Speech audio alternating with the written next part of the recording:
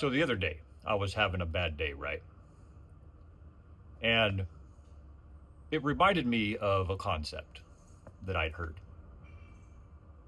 And that's that your feelings are not your boss. To me, feelings are like alcoholics, okay? They're not all good, they're not all bad, but they are all liars sometimes, right? And not only that, but there are too many of them.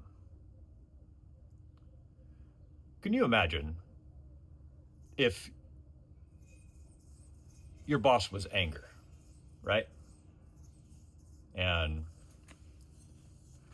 as soon as you got done being angry, your boss was regret. And then as soon as you got done being regretful, your boss was shame. First of all, like I said, that reminds me of that saying, too many chiefs and not enough Indians, right? Too many people trying to give direction, but not enough people executing on the direction that was given. And that to me is what it's like for people who let their feelings be their boss. And I was one of those people for most of my life. It wasn't until I quit drinking and started to get really serious about my personal development and the direction that I was wanting to go that I realized that your feelings are not your boss, it's your identity that's your boss, right? I learned that the strongest force in human behavior is our need to stay consistent with how we see ourselves, to stay consistent with our identity. And so when I started to identify as a recovered man, right? I'm a recovered alcoholic. I'm a recovered man. I'm a man who has, in the last 8 months, basically rebuilt his life through sobriety and discipline and being creative. So there are certain ways, despite how I feel, there are just certain things I will and I will not do. Whereas before, when I used to follow my feelings change with the wind, right? I couldn't imagine having a boss that was so easily manipulated by how circumstances change. And that's what we do most of our life, I think. You're angry until you're not angry no more. You're happy until you're not happy no more. You're sad until you're not sad no more. If I was to go through every single one of those changes and let those things be my boss, well, I'd get to about where I am right now at 41 years old and I'm rebuilding my life. Whereas if I had made, let's say, I'm a person who believes that I'm a child of God, okay? And I do believe that. But if I'm being honest, I have to say, to what degree do I see myself as a child of God? How much do I identify as that? Because if I truly saw myself that way my whole life, and I truly, truly believed that, then there are certain things that I would have and I wouldn't do, that I did do, and that I didn't do. These days, because I've changed my habits and things like that, and I've expanded on my identity, seeing myself as a recovered man who does not ever plan to go backward, right? My boss is love, because God is love.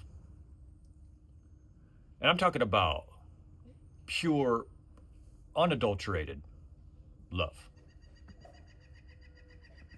I try to filter my actions and the things that I say through that, through love, through God, because I see myself as a child of God. Now, love is my boss. God is my boss. I'm not God. So I'm going to make mistakes, right? I'm not going to live up to who God is and who love is, because I'm a follower. I'll get to where God is, but as soon as I get to where God is, God's going to continuously be ahead of me. So when I make mistakes and things like that, my feelings are going to try to tell me that my boss hates me. Sometimes my feelings might tell me that my boss loves me more than my boss actually does, that I'm greater than I actually am. Those are liars. Your feelings are not your boss. You shouldn't follow something that is so easily swayed. And there's so many of them. You don't want to have a whole bunch of bosses, do you? I don't. I don't even have one boss now. I mean, I have one boss. I have one boss who I serve through discipline and creativity. I try to treat people like with you guys. I don't know you guys. I could come on here, like when I first started this channel, right? I had one video that really popped off. That was a drama video. And I could have continued to feed off of that. But that's not who I am. I would have been miserable if I would have continued trying to chase drama. I identify as someone who serves love. So when I saw somebody who was having a tough time, I had to say something to him. I could have even said that better. I mean, the way that I talked. And I do that. Because again, I'm not love, I serve love. And I'm not a perfect example, and I'm not a perfect representation. And my feelings might try to beat me down about that. What kind of a boss would that be anyway? That wants to beat you down, wants to pump you up when they shouldn't pump you up, want to, make you feel bigger than you are, make you feel smaller than you actually are, rather than telling you the truth.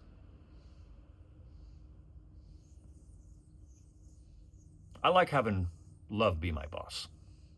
I can go to my boss and actually ask my boss what it thinks of me. True, unadulterated love. That's my boss, not my feelings. I do regret living most of my life following feelings, letting feelings be my boss. I made so many mistakes living that way. So many. Some mistakes that I can't do anything about. And I get feelings of regret.